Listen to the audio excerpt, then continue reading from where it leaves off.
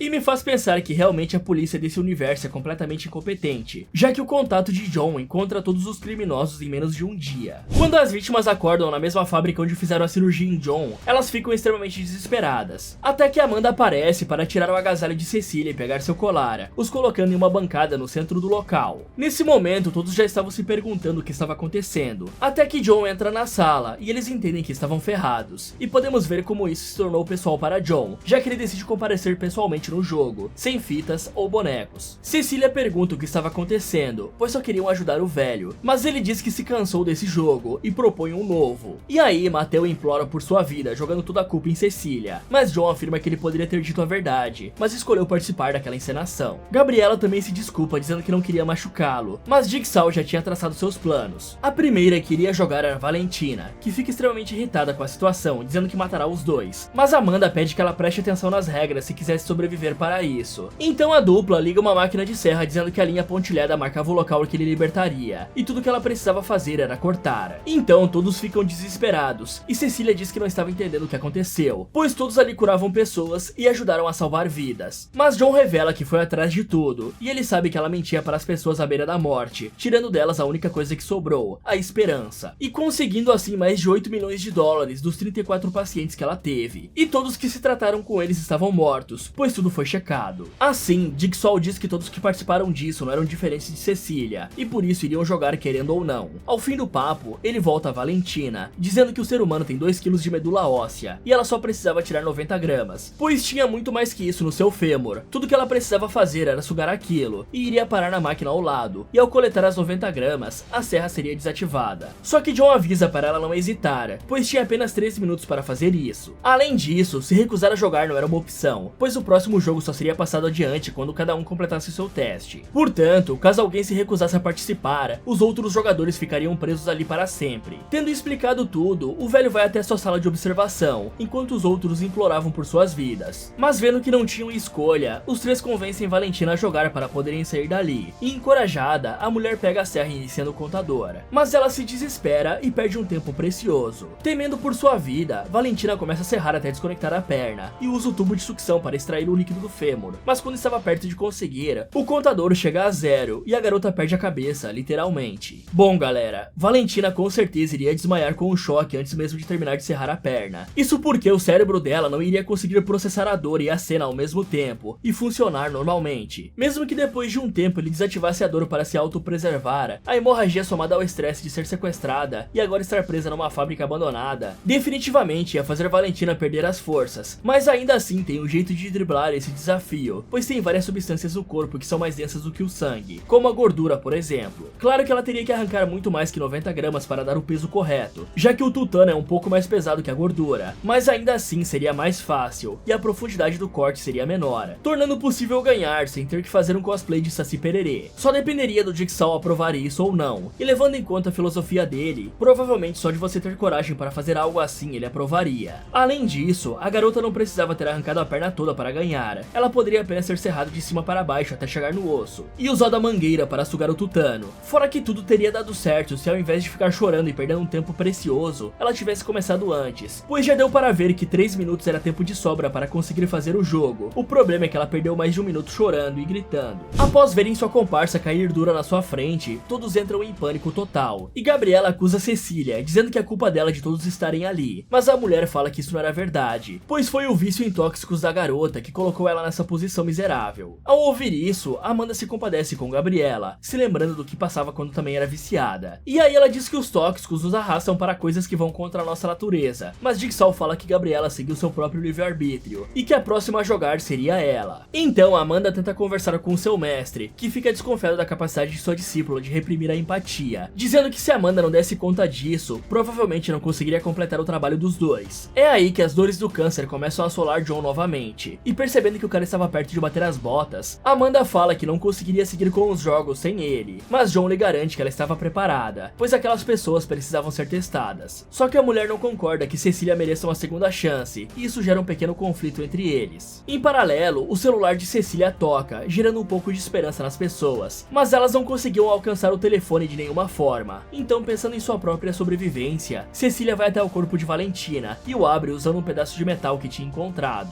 De seu abdômen, ela arranca os intestinos e sai jogando para os outros, a fim de usar isso como corda. Surpreendentemente, essa ideia funciona, e a loira consegue puxar a mesa e pegar o celular. Mas quando liga para alguém pedindo ajuda, Amanda aparece lhe dando um choque por causa da coleira que pôs no pescoço da farsante. Então Amanda pega o celular e coloca na bancada novamente, empurrando ela para longe na intenção de garantir que não houvesse mais contratempos. Vendo a bagunça que estava rolando, John vai até lá conversar com Cecília, que implora por sua vida, dizendo que apesar de ser uma farsa, seu pai era real e poderia curar o velho. Mas Amanda avisa que não adianta implorar, pois ela não era a primeira a tentar. Bom galera, sabendo que tanto John quanto Amanda sairiam logo para preparar outros jogos, e tendo em mente que Cecília provavelmente seria deixada por último devido ao ódio pessoal que John guardava dela, o melhor que a doutora poderia ter feito era guardar o celular consigo e esperar uma brecha melhor para pedir ajuda a alguém, se escondendo atrás da plataforma onde estava presa para fazer a chamada, por exemplo. E claro, empurrar a bancada e jogar as tripas longe para que seus carcereiros não desconfiassem de nada. Mas pelo visto, essa mulher só tem inteligência para aplicar golpes mesmo. Com o problema resolvido, os dois voltam para sua sala, e no caminho Amanda é abordada por Gabriela, que implora por sua vida, deixando Amanda um pouco comovida, mas pensando no que seu mestre disse, ela resolve ignorar. Mais tarde, Amanda nota que tinha alguém se aproximando do local, e é ninguém menos que Parker, que foi atrás de Cecília para pegar seu dinheiro de volta. Então ele entra armado dentro da fábrica, procurando por Cecília, e acaba encontrando com a máscara de porco. E assustado, ele desce bala naquilo, mas percebe que era apenas um corpo. Só que antes de conseguir fugir, o homem é nocauteado por Amanda. Ao acordar, ele pergunta à mulher o que estava acontecendo, até que John entra na sala e Parker o reconhece, e conta que precisava da ajuda dele para encontrar Cecília, pois ela era uma farsa que não fez a sua operação. Mas acreditando em suas promessas, Parker lhe entregou todo o seu dinheiro, uma grana que era para sua família e filhos ficarem bem depois de sua morte. Compadecido com o ocorrido, John mostra que já tinha capturado todos, e que estava fazendo eles passarem por jogos. Inicialmente, Parker fica apavorado, mas John garante que estava fazendo algo nobre, e oferece ao homem uma chance de ajudar, pois tinham pegado todo o dinheiro que encontraram com Cecília, e dizem que ao fim do jogo iriam lhe devolver tudo. Mas para isso, Parker teria que colaborar, e não poderia usar armas. Concordando com as regras, John pede para sua discípula arrumar Gabriela para o próximo jogo, mas Amanda fala que daria mais tempo à garota, e escolhe Mateu para ser o próximo. E enquanto Amanda desce para organizar tudo, atirando um taser no homem para deixá-lo inconsciente, Parker vê John guardando sua arma, e pergunta se isso era para que ele não atirasse naquela ladra. Mas Jigsaw avisa que logo ela desejaria estar morta. Ao fim dessa frase, duas portas se abrem, uma com um boneco de Jigsaw e outra com Mateu e uma cadeira diferenciada. Assim que ele sai de sua preparação, o boneco vai até o cara, lhe entregando um monte de ferramentas cirúrgicas, junto de um tocador de fitas. Inicialmente, Mateu fica com medo de tocar a fita, mas acaba cedendo à pressão das duas. Na fita dizia que Mateu precisava literalmente operar o seu cérebro e tirar um pouco do tecido para colocar no ácido ali do lado, que dissolveria a massa e desativaria a cadeira elétrica. No entanto, o homem teria apenas 3 minutos para fazer isso, mas ele poderia ficar tranquilo, já que seu cérebro iria se regenerar com o tempo. Com muito medo e hesitação, o homem perde um grande tempo choramingando, mas vendo que não tinha outra opção, ele começa a operar sua cabeça numa das cenas mais agonizantes que você pode imaginar. Com muito esforço, ele consegue tirar um pedaço do tecido, só que já era tarde e ele é finalizado pela cadeira elétrica. Ok, não tem muito o que Mateu poderia fazer para tentar sair vivo disso, afinal ele estava completamente preso e seria eletrocutado em poucos minutos, mas com certeza tudo daria certo tanto para ele quanto para Valentina, se ambos simplesmente parassem de ficar choramingando e discutindo e fizessem o que era pedido. E vamos combinar que míseros 3 minutos para fazer uma cirurgia no cérebro é pouquíssimo tempo tempo, e talvez nem fosse o suficiente. E apesar do que muitos podem pensar, as chances de que ele fique paralisado se arrancasse uma parte do lado direito do cérebro são pouquíssimas. Isso porque, apesar de ambos os hemisférios serem responsáveis pela coordenação, o lado direito tem mais a ver com as funções visuais e emocionais. Fora que a parte mais dolorida seria cortar o couro cabeludo e remover o crânio, isso porque o cérebro não tem receptores de dor, portanto ele não iria sentir nada. Mas claro que se tivesse sobrevivido, deixar aquela parte exposta resultaria com certeza em uma infecção, ou até mesmo danos permanentes no cérebro, já que ele é um dos órgãos mais sensíveis e complexos do nosso corpo, ou seja, esse cara dificilmente seria capaz de sobreviver, e provavelmente teria grandes sequelas se conseguisse vencer o jogo. E eu continuo achando que 3 minutos para fazer uma cirurgia no cérebro é muito pouco. Afinal, esse é o mesmo cara que deu várias horas para 2 malucos serrarem os pés no primeiro filme, e agora até parece que ele tá com o voo de volta para os Estados Unidos marcado, e precisa fazer esses jogos rapidão. Vendo essa loucura toda acontecer, Parker chama John de monstro, mas o velho fala que aquelas pessoas roubavam de pessoas que estavam morrendo, e mereciam essa punição. É aí que Amanda pergunta ao seu mestre se ele realmente não queria ver se o pai de Cecília poderia ajudá-lo, pois os dois checaram e sabiam que o homem realmente existia. Só que depois do ocorrido com Cecília, Jigsaw já tinha aceitado que iria morrer, mas Amanda ainda tinha dificuldade nisso, e o abraça chorando, pois via John como um pai. Ele também fica emocionado, mas ao ver que já estava perto de amanhecer, ele pede que sua aluna termine o que começaram, e liberta Parker para ver se ele iria seguir as regras. Mais tarde, o boneco vai até Gabriela lhe entregar sua fita, mas a jovem fica com medo de pegar. Só que Cecília bota pressão na garota, que começa a ouvir a fita. Só que assim que Jigsaw fala sobre o jogo, ela arremessa o gravador longe. Porém, John avisa que ela era obrigada a jogar, e liga vários dispositivos que começam a puxar suas correntes, a levantando no ar. Então ele conta que na frente da Gabriela tinha um aparelho que iria jogar muita radiação em seu corpo, e a única forma de escapar era quebrando sua mão e pé para se soltar, usando um martelo em sua frente. Inicialmente, Gabriela se recusa a jogar, só que quando sente a dor de ser queimada viva, ela pega o martelo e quebra seu pé, na esperança de sair do raio daquela coisa. Mas obviamente, Jigsaw tinha contado com essa possibilidade, e a máquina segue a jovem, que por muito pouco consegue quebrar seu punho antes de morrer queimada, conseguindo se libertar e vencer o jogo. Bom galera, por incrível que pareça, Gabriela poderia ter saído facilmente dessa situação e com pouquíssimos ferimentos, pois tudo que ela tinha que fazer era destroncar o seu dedão para que conseguisse se soltar da algema. Várias pessoas fazem esse tipo de coisa quando estão presos, pois além de ser uma ótima forma de se soltar, ainda gera um pequeno ferimento que se cura rápido, e não te torna inapto para fugir, ou lutar com quem te prendeu se necessário. Fora que pelo que deu pra ver, aquela máquina de radiação tinha movimentação lenta, portanto se ela deslocasse o dedo e soltasse primeiro a mão, a gravidade iria puxá-la para baixo, e lá ela poderia se esconder e pensar numa forma melhor de se soltar, já que sem as pernas quebradas, Gabriela teria movimentação quase livre pela fábrica, para desviar da radiação, se escondendo atrás de alguma viga por exemplo. Ao fim de mais um game, John pede que Amanda leve a garota até o hospital, mas antes que pudessem fazer algo, Parker pega sua arma revelando suas verdadeiras intenções. Ele rende os dois e os obriga a libertar Cecília, que é ninguém menos que sua namorada. Assim que se liberta, Cecília dá um tapa em Amanda, e seu namorado ordena que Jigsaw se prenda com as correntes, enquanto a farsante pega o mesmo pedaço de metal que usou para cortar o corpo de Valentina. Com John preso, ele tenta convencer Cecília a deixar-nos levar Gabriela para o hospital, pois ela venceu seu jogo e merecia viver. Mas num ato de covardia, Cecília a finaliza, deixando Amanda completamente insana de raiva. Ela tenta partir para cima da mulher, mas para ao notar o objeto afiado em suas mãos. Em seguida, Parker também a obriga a se render, e a prende ali perto. E aí, Cecília conta que sabia quem John era desde que os jogos começaram, o grande Jigsaw, mas fica zombando dele contando vantagem, e falando que pelo visto ele não era tão inteligente. Nesse momento, a dupla pergunta se Cecília não se sentia culpada por ser a razão de todos os seus amigos morrerem, só que ela fala que agora eram menos pessoas para dividir o dinheiro. Com isso, John e Amanda tentam convencer Parker de que ele também seria traído em um futuro próximo. Mas antes que a discussão escalasse, eles escutam pancadas do lado de fora da fábrica, e vemos que era Carlos jogando bola nas redondezas novamente. É aí que Cecília tem sua ideia mais diabólica, então ela vai até o menino e o convence a entrar. Porém, assim que nota o que estava acontecendo, já era tarde, e John não tem ideia do que fazer, pois diferente de tudo aquilo, o garoto não fazia parte de seus planos. Em seguida, Cecília o prende onde era para acontecer o seu jogo, e tenta obrigar John a contar as regras para o garoto para fazê-lo jogar. E num impulso de puro ódio, o velho quase bate em Cecília, parando apenas porque Parker ameaça finalizar o garoto. Depois que as coisas se acalmam, Cecília lhe dá alguns momentos para explicar ao garoto como o jogo funcionava, mas tudo que John pede ao garoto é para não puxar a alavanca. Então, Parker a puxa, iniciando o jogo. Logo, as correntes prendem os dois deitados, e de um tubo no teto começa a jorrar sangue, afogando ambos. É aí que John puxa a alavanca, tentando se sacrificar para salvar o menino. Mas Carlos não quer deixar seu amigo morrer, e fica alternando com ele. ele, até que John fica com pena do jovenzinho e segura a alavanca para seu lado, tentando salvá-lo. E vendo essa cena triste, Parker fica com dó e vai até o andar de cima pegar o dinheiro. Bom galera, não é preciso ser um gênio para notar que tinha algo de errado com essa armadilha desde o começo. Isso porque Cecília estava presa ali o tempo todo, e cada um deles tinha uma armadilha conclusiva e preparada para si. Além de que John, apesar de ser psicopata, é um homem de palavra. Portanto, ele nunca forçaria nenhum dos participantes a jogar um outro jogo. Ou seja, é muito esquisito que tenham 2 lugares nessa armadilha, como se fosse para outra pessoa estar ali. E com certeza esse seria Parker, já que não tinha mais ninguém trabalhando com Cecília que John já não tivesse encontrado. Quanto ao John e o Carlos, tudo que eles teriam que fazer é ficar alternando a gangorra, até que o sangue parasse de jorrar, já que não tinha como isso ser infinito. De acordo com as minhas pesquisas, um galão comum de fábrica pode armazenar até 4.000 litros de líquido, e não tenho como saber quanto esse galão estava esvaziando por segundo. Mas supondo que, por exemplo, sejam 5 litros por segundo, iria demorar aproximadamente 800 segundos para que o galão se esvaziasse, que são aproximadamente 14 minutos jorrando sangue. Ou seja, sabendo que tem 2 galões de aproximadamente 4.000 litros que precisam de pelo menos 14 minutos para se esvaziar, tudo que eles precisavam fazer era alternar a cada minuto, já que um ser humano consegue prender o fôlego por até 1 minuto sem grandes dificuldades. Claro que poderia não conseguir ficar esse tempo todo, mas no máximo isso aumentaria o tempo que teriam que ficar alternando. E digamos que de todas as outras armadilhas, essa era a mais fácil de sobreviver. Vendo que o seu namorado estava abalado, Cecília o segue agradecendo por vir salvá-la, mas tudo que Parker consegue se perguntar era se Cecília foi capturada sozinha, quem era para estar com ela do outro lado da gangorra. Só que antes de pensarem nisso, a mulher vai pegar a bolsa de dinheiro, acionando a armadilha final que os tranca naquela sala, e desliga o sangue que estava jorrando em Jigsaw. Então eles se libertam e salvam Carlos, e John lhe abraça dizendo que o garoto era um grande guerreiro. Então voltamos um pouco no passado, e vemos que John já sabia de Parker desde que interrogou Diego, e seu contato tinha localizado todos, mas não conseguiu encontrar Parker. Por isso, Jigsaw armou um esquema para atraí-lo, permitindo que Cecília ligasse para ele. E sabendo que ele iria prendê-los e pegar o dinheiro no fim de tudo, John esvaziou a pólvora das balas da pistola, e armou um dispositivo para os dois usando a mala com a grana. No presente, Cecília percebe que deu ruim, principalmente depois que checa a mala e não encontra nenhum único centavo. Vendo que foram enganados, a dupla tenta atirar na maçaneta da porta, mas a pistola não funcionava. É então que toca a última fita, falando que os dois trabalharam juntos por anos aplicando golpes, mas agora teriam que trabalhar um contra o outro, pois só um poderia sobreviver. Ao fim da fita, um gás tóxico começa a entrar no local, corroendo a pele deles, e Cecília percebe que tinha um local para poderem respirar, e se enfia lá. Mas Parker também quer viver, iniciando uma luta entre os dois pela sobrevivência. O homem tenta finalizar a farsante de todas as formas usando aquele pedaço de metal, mas acaba sendo dominado e é finalizado, com o veneno terminando o serviço. Com a morte de Parker, Cecília consegue respirar e sobreviver ao teste, mas é largada ali enquanto é obrigada a observar John dando todo o seu dinheiro a Carlos, para ajudar sua família. Em seguida, eles levam o garoto para casa, encerrando o jogo. Ok, é completamente compreensível que John não tenha finalizado Cecília para seguir com seu código moral e as regras do jogo que criou, mas eles deveriam pensar muito bem antes de largar a mulher ali, pois se a criminosa conseguisse escapar, ela com certeza iria atrás de Carlos e sua família para conseguir seu dinheiro de volta, e como já vimos, ela não tem nenhuma piedade, e ainda tem os recursos necessários para fazer coisas horríveis, já que mesmo John tendo tirado muito da sua grana, a mulher ainda tinha lucrado 8 milhões antes disso tudo, portanto ela seria uma adversária formidável, que com certeza tentaria ir atrás de John futuramente, já que ela sabia sobre Jigsaw, e isso sim é bem possível, já que como vimos durante toda essa saga de jogos mortais, as pessoas sempre acabam voltando uma hora ou outra. Muito tempo se passa, e vemos que John voltou para casa, e encontrou o Henry, e o capturou com a ajuda de seu contato, o detetive Hoffman, que zoou o fato de que Henry foi enganar logo Jigsaw, de tantos homens para tentar aplicar o golpe, já que nem mesmo a cicatriz de Henry era real, sendo apenas mais um cara ligado ao golpe, e como punição, digamos que ele teria que jogar um jogo.